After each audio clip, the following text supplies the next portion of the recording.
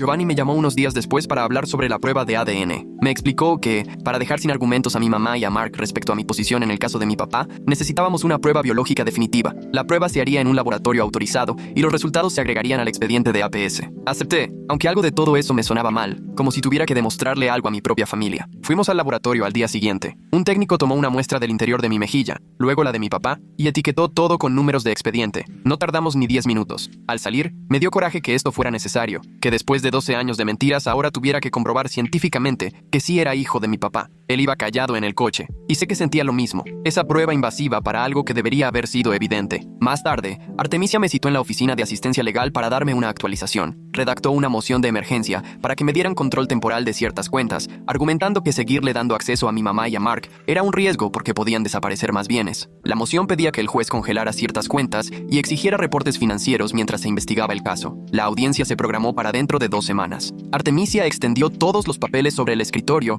y me explicó qué podía esperar, advirtiendo que el tribunal era impredecible y estresante, que los jueces tienen mucha libertad y que tal vez no nos dieran todo lo que pedíamos, pero que era la mejor chance para asegurarnos de que no siguieran ocultando o gastando dinero mientras APS y la policía hacían su trabajo. Firmé los formularios de verificación y ella presentó todo en línea esa misma tarde. 2 días después, la funeraria mandó más documentos. Abrí el sobre en el motel y saqué facturas y contratos que probaban que solo habían rentado un salón para un servicio conmemorativo, y nada más. Ni cremación, ni entierro, ni manejo de restos. Solo el alquiler del salón, unas cuantas sillas y un libro de visitas. Me quedé viendo los papeles, tratando de asimilar que el funeral que yo recordaba, el ataúd sobre el que lloré, toda la ceremonia, había sido puro teatro. Mi mamá y Mark organizaron un evento para un hombre que estaba vivo, a solo 30 kilómetros de ahí en un hospital de veteranos. Sentí que algo se rompía dentro de mí, una rabia fría que me hizo temblar las manos. Le dije a mi papá que necesitaba salir a caminar y me fui del motel, dándole vueltas al estacionamiento y a las calles cercanas por más de 1 hora, hasta que el dolor de piernas me distrajo y el enojo se volvió algo con lo que podía cargar. Después me llamó Ricardo para hablar del proceso de selección de Hood Bash para mi papá, que es un programa de vales de vivienda y apoyo para veteranos en situación de calle. Mi papá sí calificaba por su servicio y por cómo estaba ahora. La entrevista era el martes siguiente en la clínica de veteranos. Mi papá se puso nervioso desde que Ricardo le explicó el proceso, pensando que iban a ver que estaba muy mal o que no merecía la ayuda. Esa noche me senté con él y ensayamos las respuestas a las preguntas que, según Ricardo, le harían. Le recordé que él sirvió a su país, que se había ganado ese apoyo,